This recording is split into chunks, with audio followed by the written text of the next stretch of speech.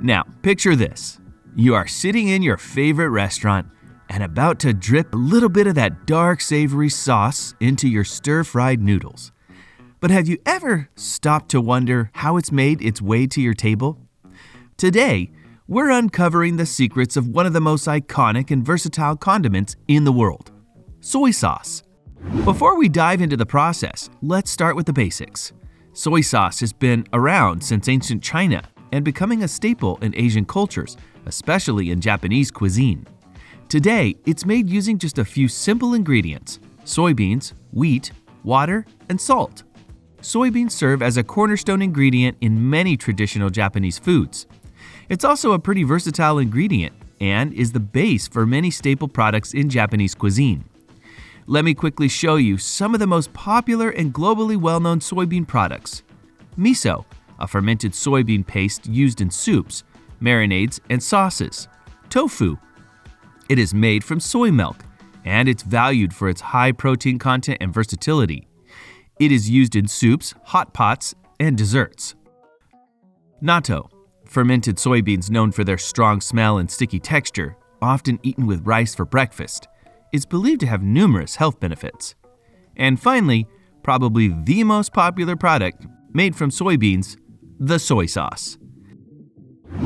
Our journey begins here, on a soybean farm. Soybeans, rich in protein and umami, are carefully cultivated and harvested. Farmers ensure the beans are healthy and mature, usually around late summer. Farmers use combines to collect the beans, separating them from the pods in one swift motion. It's like a giant vacuum cleaner for soybeans. The harvested beans are then cleaned and sent off for their big transformation.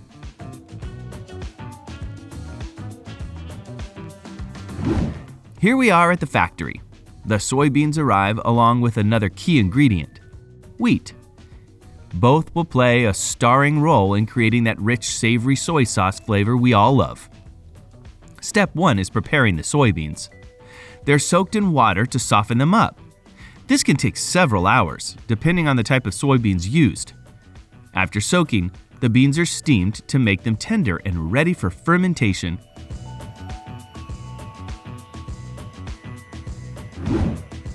Meanwhile, wheat, our second star ingredient, is roasted to bring out its nutty aroma.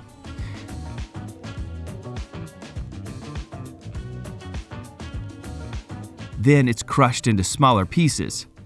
This combination of cooked soybeans and roasted wheat is the foundation for soy sauce's complex flavor. It might not look like soy sauce yet, but trust me, this is where all the magic starts. Before we continue, I would like to ask you for a quick favor. We are putting our hearts into the videos for you, and your support means the world to us. So please subscribe to our channel, like and share with your favorite people, and let's continue our journey together through more fascinating food discoveries. Now, here's where things get really interesting. The cooked soybeans and roasted wheat are mixed together, and a special mold called Aspergillus oryzae is sprinkled over the mixture. This mold is key to kickstarting the fermentation process. The mixture is then spread out in shallow trays and left in a warm, humid room for a few days. During this time, the mold grows and breaks down the soybeans and wheat, creating what's called koji. Koji is like the heart and soul of soy sauce. Think of koji as a flavor factory in itself. It's breaking down proteins into savory amino acids and starches into sugars, laying the groundwork for soy sauce's signature umami taste. Once the koji is ready, it's time for the next step, fermentation. The koji is mixed with a salty brine, just water and salt, to create what's known as moromi. This thick, soupy mixture is transferred into massive fermentation tanks. And here's the part that requires patience. The moromi ferments for several months, sometimes up to a year or more. During this time, natural bacteria and yeast work together to develop the deep, rich flavors that make soy sauce so special. Imagine a slow cooking process on a microscopic level. The proteins in the soybeans break down into amino acids like glutamate. Hello, umami. The wheat adds sweetness and complexity, and the salt keeps everything preserved and balanced. Throughout the fermentation process, the moromi is stirred regularly to ensure everything is evenly mixed and the flavors develop uniformly. Factories often use automated machines to handle this part, but the concept remains the same as it's been for centuries. By now, the moromi has transformed into a rich, aromatic blend. But wait, we're not done yet. Once the fermentation is complete, it's time to extract the liquid gold. The moromi is placed into special cloth bags and then pressed to separate the liquid soy sauce from the solid remains. Modern factories use hydraulic presses for this step, applying tons of pressure to extract every drop of soy sauce. The liquid that comes out is unpasteurized soy sauce, packed with flavor, but not quite ready yet. And what happens to the leftover solids, you ask? They're often used as animal feed or fertilizer. Next, the raw soy sauce is pasteurized to ensure it's safe to consume and has a consistent flavor. During this step, the liquid is gently heated, which also helps to enhance its aroma and color. It's like giving the soy sauce a final polish, making sure it's as delicious and shelf-stable as possible. Before the soy sauce heads to the bottling line, it goes through rigorous quality control. There's even a taste test. Yep, someone's job is to sip soy sauce for quality assurance. Where can I sign up for that gig? Once it passes all the tests, the soy sauce is bottled, sealed, and labeled. Factories can produce thousands of bottles per hour, ensuring that this liquid umami reaches tables around the world. And just like that, the soy sauce is ready for its journey to your kitchen. And now for the best part, tasting it. Soy sauce isn't just a condiment, it's an essential ingredient that enhances so many dishes. It's amazing to think about all the care and time that goes into making this little bottle of flavor. So there you have it, the incredible process of how soy sauce is made. From soybeans and wheat to the rich, savory condiment we all love. Next time you drizzle soy sauce on your favorite dish, you'll know just how much work went into creating it. Did you know that the average American consumes about 3 pounds of peanut butter every year? Or that peanuts were enjoyed by ancient cultures like the Aztecs and Incas, who ground them into a paste? The journey of peanut butter starts with peanuts growing underground, and transforming these humble nuts into creamy spreads can take a long time. From the fields where peanuts are harvested to the high-tech machines that turns them into peanut butter, this is the truth behind how peanut butter is made. The journey of peanut butter starts in the fields. The peanuts are planted in spring, around April or May, when temperatures start to climb up and are perfect for the little seeds to grow.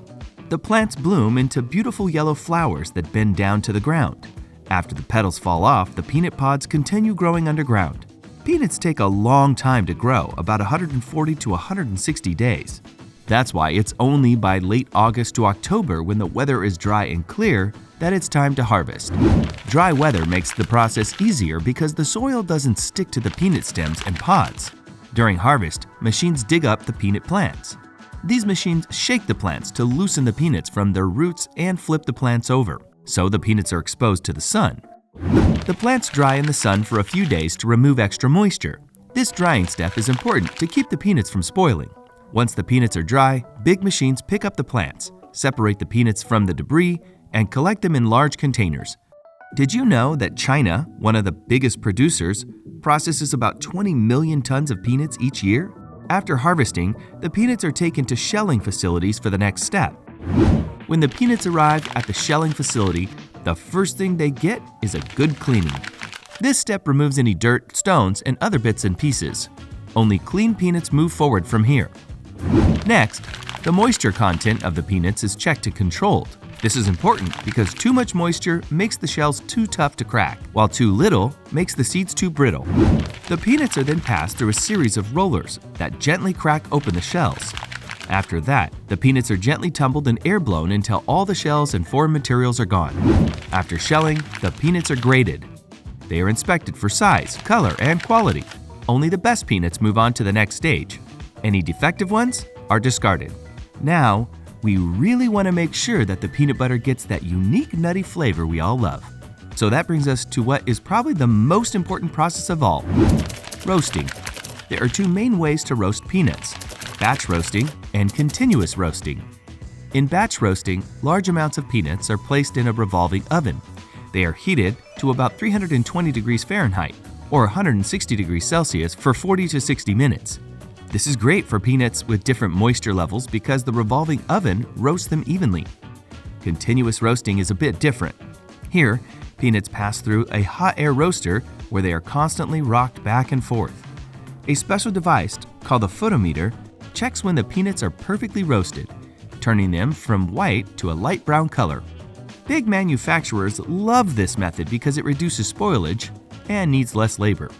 The continuous rocking motion ensures that every peanut is roasted evenly, giving them a consistent flavor. Roasting does more than just enhance the flavor. It also reduces the moisture content of the peanuts. This makes them more stable and extends their shelf life, ensuring they are ready for the next stages of processing without spoiling. Next up, we've got cooling. After the peanuts are perfectly roasted, they need to be cooled quickly. This stops the cooking process and keeps their moisture and oil content just right. To do this, we use a blower cooler cylinder that pulls a large amount of air through the peanuts. This rapid cooling prevents the peanuts from getting too hot or soggy. The goal is to bring the temperature of the peanuts down to about 86 degrees Fahrenheit or 30 degrees Celsius. This step is super important because it keeps the peanuts' texture and flavor while stopping any further cooking that could make them dry or burnt.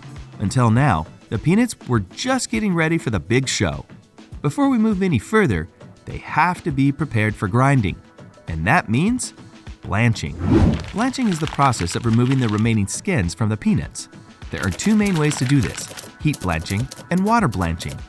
In heat blanching, the peanuts are exposed to hot air at 280 degrees Fahrenheit or 138 degrees Celsius for about 20 minutes. This makes the skins soft and easy to remove with rubber belts. The peanuts also go through a steam machine that helps take off the skins. After this, the skins are separated and blown into waste bags. The hearts of the peanuts, which don't taste good, are also taken out. Water blanching is a newer method. It involves cracking the skins with sharp blades and then giving the peanuts a quick hot water bath. The peanuts are then placed onto a swinging pad that rubs off the skins.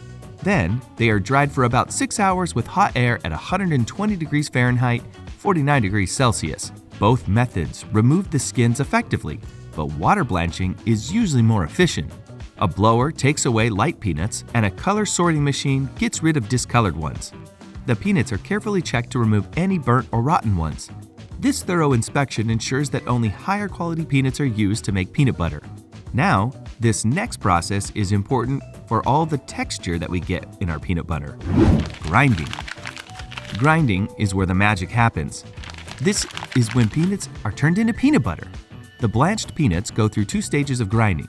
The first grinder breaks them down into smaller pieces, creating a medium grind. Then, the second grinder turns these pieces into a fine, smooth paste. During grinding, ingredients like salt, sugar, and stabilizers like hydrogenated vegetable oil are added. These additions improve the flavor and texture of the peanut butter and keep the oil from separating. For those who love chunky peanut butter, chopped peanuts are added at this stage for that extra crunch. The grinding process creates heat, raising the temperature of the peanut butter to about 60 degrees Celsius.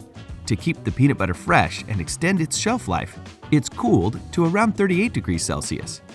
This cooling step also helps achieve the perfect consistency, making the peanut butter smooth and easy to spread. The final step in the peanut butter journey is packaging. Freshly ground and cooled peanut butter is pumped into jars in a steady stream. Packaging is crucial for preserving the quality of the peanut butter. The vacuum sealing process not only extends the shelf life, but also keeps the peanut butter free from contaminants. The jars are labeled with important information like nutritional content, ingredients, and expiry date, giving consumers all the details they need. Once sealed, the jars are labeled and set aside to crystallize. This process helps the peanut butter develop its final texture and stay stable over time. After crystallization, the jars are packed into cartons and sent to stores. Now, they're ready for you to enjoy. And there you have it, the fascinating story of how peanut butter is made. From planting and harvesting to shelling, roasting, cooling, blanching, grinding, and finally, packaging. Each step is crucial in creating the delicious spread we all love. Feeling inspired? Why not try making your own peanut butter at home? With just a few simple ingredients and some basic kitchen gear, you can whip up your own custom blend of creamy or chunky peanut butter. It's a fun and tasty way to play around with flavors and textures, and you'll know exactly what's in your spread. Plus, you'll impress your friends with your skills. That's all for the truth behind all the complex processes that go into making peanut butter. But if you enjoyed this video, make sure to click on the next one to discover more unbelievable processes on how things are made.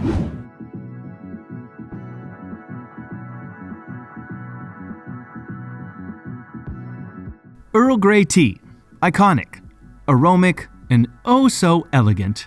It's the perfect companion for a rainy afternoon or a moment of relaxation. But have you ever wondered how this legendary tea gets its signature citrusy twist? Today, we're peeling back the curtain on the fascinating journey of Earl Grey tea. Like all black teas, Earl Grey starts its journey on sprawling tea plantations, often located in countries like India, Sri Lanka, and China.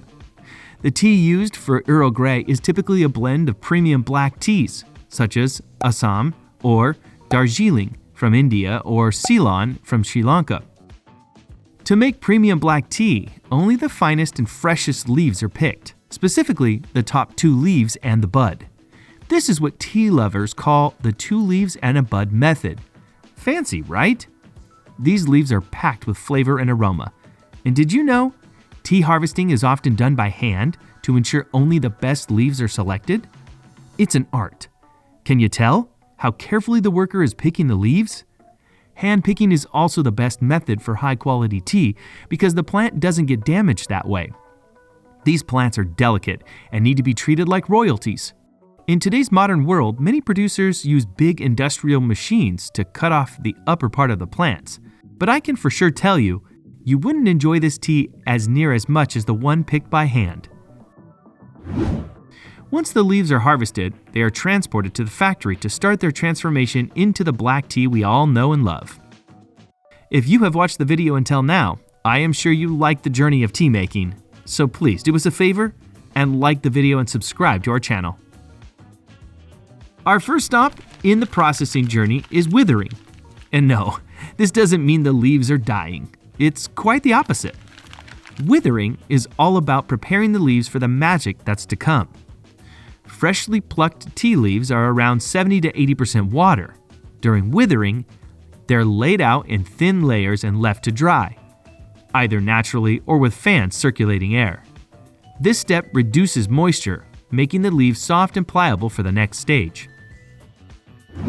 Once the leaves are nice and supple, it's time to roll. And no, I'm not talking about rolling out cookie dough. This is where the tea leaves get their signature twisty shape. Rolling does 2 important things. It shapes the leaves and, more importantly, breaks down their cell walls. This releases the juices and enzymes inside the leaves, which are essential for developing the tea's flavor and aroma. Back in the day, rolling was done entirely by hand, but today, machines help speed up the process while keeping the leaves intact.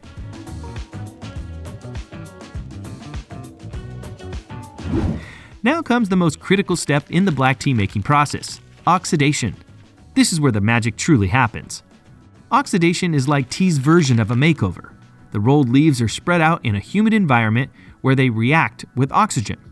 This reaction turns the leaves from green to a rich dark brown and develops the bold flavors we love in black tea. Think of it like slicing an apple and leaving it out. The browning is a sign of oxidation, but in tea, this step is carefully controlled to bring out specific flavor profiles, from malty and robust to sweet and floral. Once the leaves are perfectly oxidized, it's time to lock in all those amazing flavors. Enter the drying stage.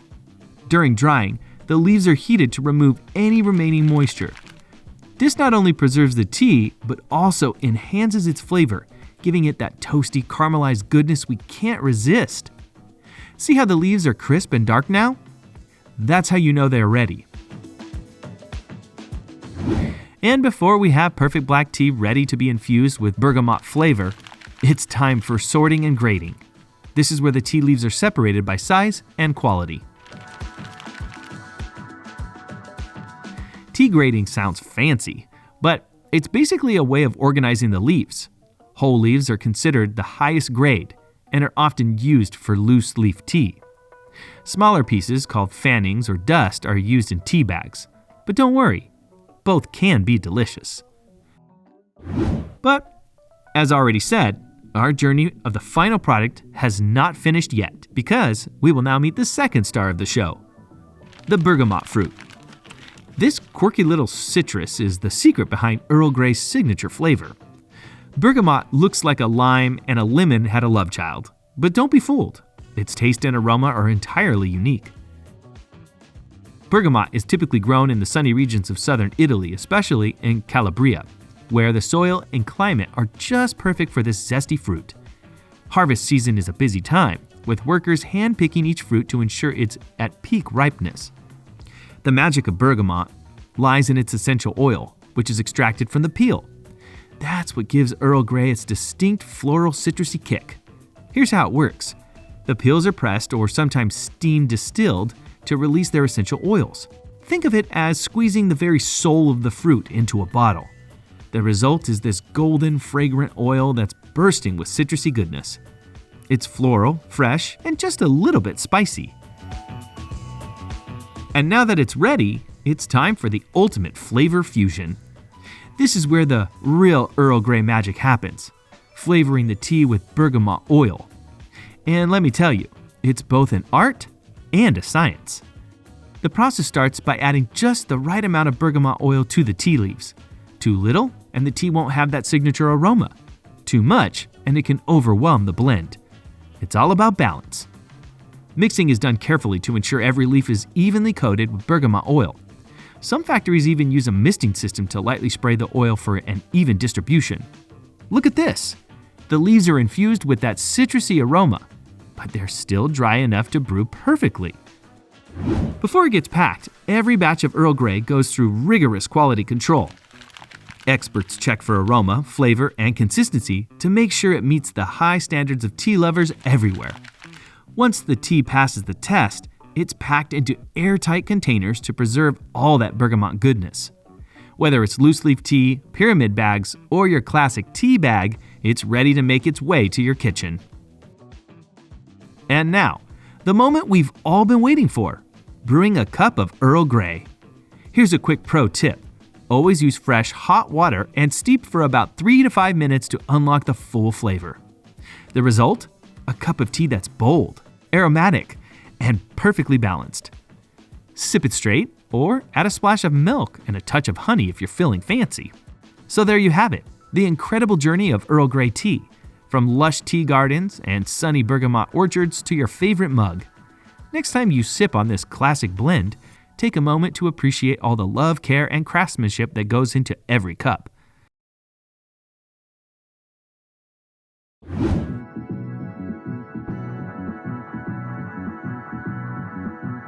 Hey there, syrup lovers!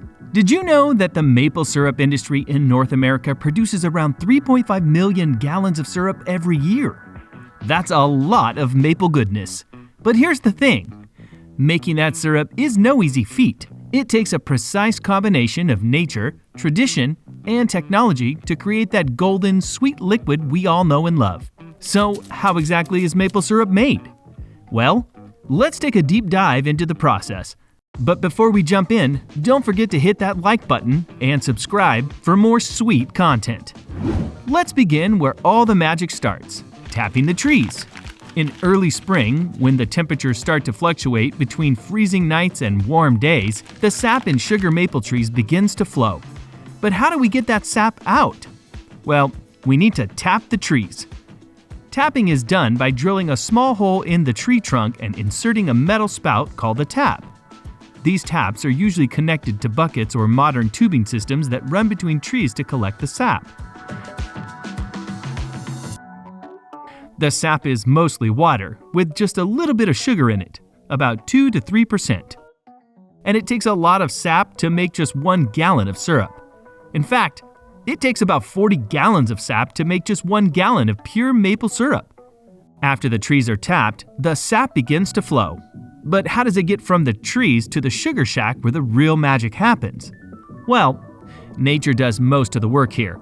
The freezing nights and warming days cause pressure changes inside the tree that make the sap rise up through the trunk and flow out of the tap. This process can last for a few weeks during the early spring when the conditions are just right. The sap flows best on days when the temperature is above freezing but the nights are still cold. This temperature fluctuation causes pressure to build up inside the tree, forcing the sap out. Once the sap has been collected, it's time to move it to the next stage, harvesting the sap. In a traditional maple syrup operation, this involves gathering buckets filled with sap and transporting them to a storage tank. In more modern systems, tubing is used to transport the sap directly to a central location. Once the sap is in the tank, it's ready for the next big step, concentrating. Fresh maple sap is mostly water, and it takes a lot of sap to make syrup. So before we can start boiling, we need to concentrate that sap to save time and energy. Enter reverse osmosis. Reverse osmosis is a process where the sap is filtered through membranes that separate the water from the sugar. By pushing the sap through these special filters under pressure, we can remove a lot of water content before it even hits the evaporator. This makes the next step, evaporation, much faster and more energy efficient. This saves a lot of time and wood, which is good for the environment and for the syrup maker's bottom line. Now we're getting to the good stuff, evaporation. After reverse osmosis has done its job, we take the concentrated sap and boil it down in a giant evaporator. The evaporator is an industrial-sized pan that sits over a fire or a propane burner. The goal here is simple: get rid of as much water as possible until the sap becomes thick enough to be syrup. As the sap boils, it changes. The water evaporates and the syrup slowly starts to take shape, changing color and becoming more concentrated. This is a delicate process because we need to boil the sap to exactly the right consistency and temperature. The syrup is done when it reaches about 219 degrees Fahrenheit, 104 degrees Celsius. At that point, the sap has reached about 66% sugar content, and the liquid is thick enough to be considered syrup. But boiling it to the right temperature isn't just about making syrup. It also brings out the flavor. That's where the Maillard reaction comes into play. This is a process that happens when sugars and amino acids in the sap react together under heat. It's what gives syrup its rich, complex flavor and its darker color. As the sap boils, the sugars in the sap break down and caramelize, creating those delicious caramel and butterscotch flavors we love. The longer the sap boils, the darker and richer the syrup becomes, which is why late-season syrup has that bold, robust flavor. So, next time you pour syrup over your pancakes, you can thank the Maillard reaction for all that deep, caramel goodness. After the syrup is ready, it's filtered one last time to remove any final impurities. And then it's poured into bottles or jars. From here, it's ready to be labeled, packaged, and shipped out to stores all over the world. And that's it. From tree to table, the journey of maple syrup is a sweet one that requires precision, skill, and a little bit of magic from both nature and technology.